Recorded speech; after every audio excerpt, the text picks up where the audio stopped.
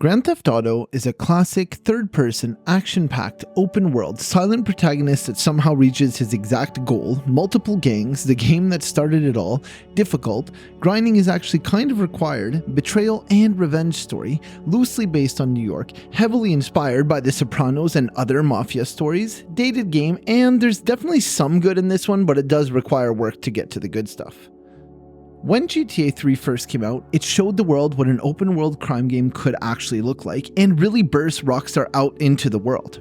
Released over 20 years ago now and just recently re-released as part of the GTA Trilogy Definitive Edition, I'm not going to delve too much into the insanity of that whole thing, but instead I'm going to concentrate on if Grand Theft Auto 3 is worth your time and energy in the world of today, as well as a slight look back on the world of video games in 2001.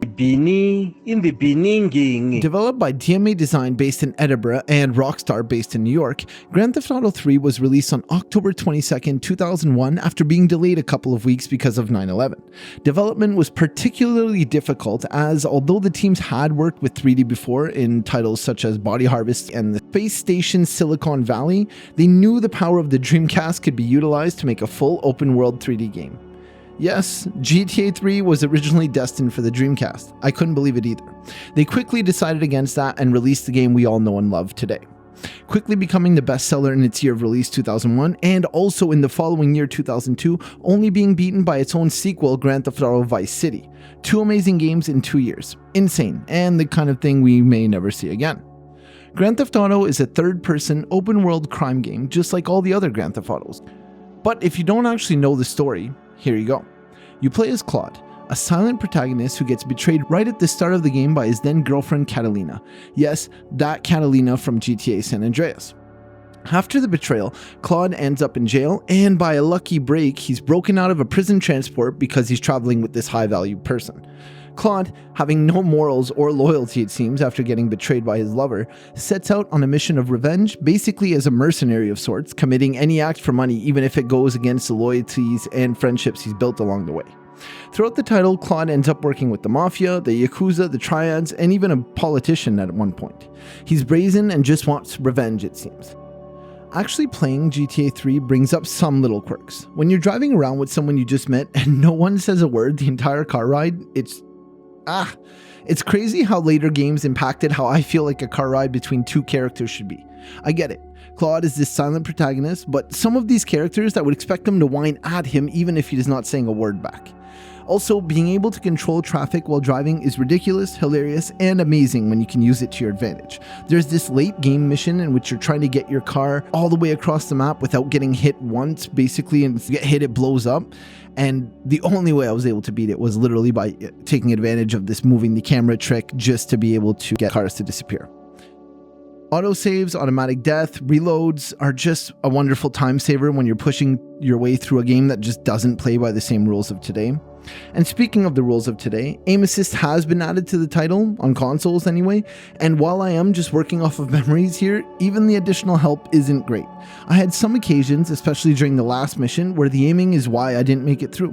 GTA 3's old aiming was even worse. I vividly remember playing up to one of the first missions in GTA 3, where you essentially get surrounded by the triads and they start coming at you. They've parked their trucks in like an alleyway. You're like kind of in a crossroads of alleyways essentially. They all start coming at you, and I remember just feeling helpless, essentially just watching my health get ripped away while Claude just kind of shot at the air. Grand Theft Auto 3 was one of the first games that really showed off what an open-world crime freedom game could be and how things could just be left to the player sometimes. You didn't need to be on a mission, you didn't need to have an entire goal, you could just steal any car and drive around and explore. You could start a huge firefight, you can run from the cops, there was missions if you wanted to try them, but they're not required. It was the open-world game of the time. And it was a mafia game technically in a world where the Sopranos was all the rage. Gabago, over here. I played GTA 3 a bit as a kid at my friend's house. He had a PS2 and him and his brother actually mastered the controls.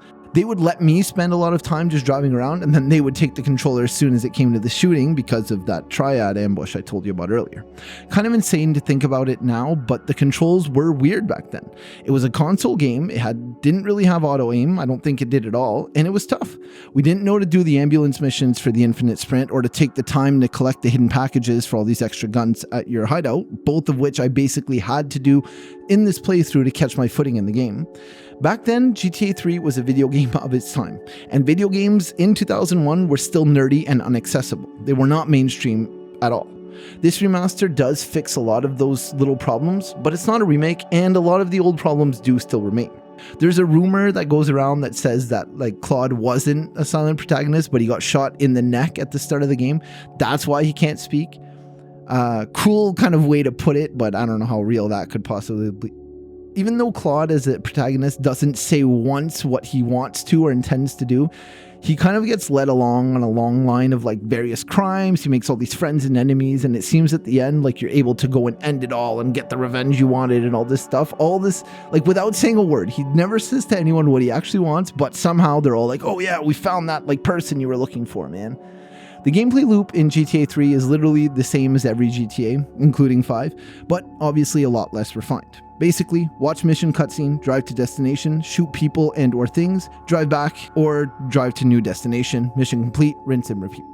But GTA does make up for it with some fun little spots. They give you what seems like an unflyable plane, even though I've seen people on YouTube do it, but I really just couldn't do it. Entertaining and fluid driving physics, some funny cutscenes, and all in all, a very basic open-world crime action game.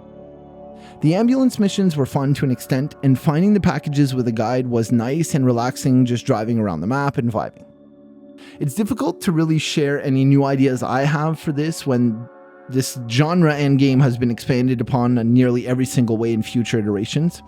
I like to sometimes nitpick and add little ideas on how things could be better, but with a game like this where it's over 20 years old and has had as many new iterations as the GTA series, I don't think it's even worth me saying a word. Playing through the game, I actually realized how much pay and sprays are worth using, as in recent GTA games I'd never really used them once, but in GTA 3 they are essential. They will save you many times over, and you'll actually need them all the time. The actual difficulty of the game is actually really surprising on its own. Not only the shooting, but like later in the game, you've essentially like alienated yourself from some of the gangs in the area. And when you're driving through the town in a regular car, you're not looking at anyone, there's people waiting with shotguns on the side of streets and corners, and they will shoot at you until your car blows up, which is like 2 shots sometimes. It is ridiculous. The actual cover art was redesigned because of 9/11. Sam Houser felt it was too raw after what had happened and ended up redesigning the cover in one night, apparently, after being inspired by the movie poster for the Thomas Crown affair. This art style has remained with the GTA branding to this day. I'm glad I took the time to actually play through Grand Theft Auto 3, and I'm honestly kind of glad it was the definitive edition because the original PS2 or PC edition has a lot of issues of its time.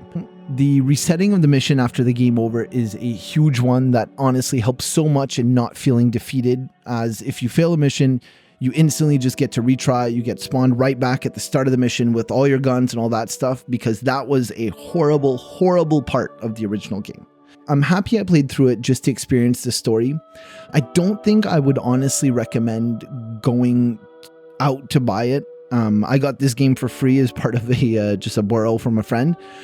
But it is worth playing if you really like the old ones, but if you haven't, I'd play GTA San Andreas or Vice City even before even trying out 3.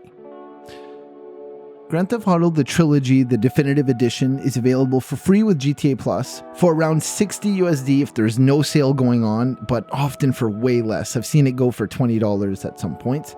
The trilogy actually contains all 3 of the 3D universe games, basically Grand Theft Auto 3, Grand Theft Auto Vice City, and Grand Theft Auto San Andreas.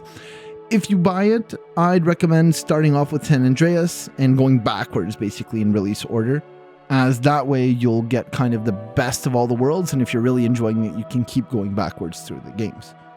Like I said, playing Grand Theft Auto 3 was worth it for the story, but it's not a game I see myself heading back to anytime soon. If you haven't given it a try yet, like I said, it's available in all those places. Thanks for watching till the end, and I'll see you next time.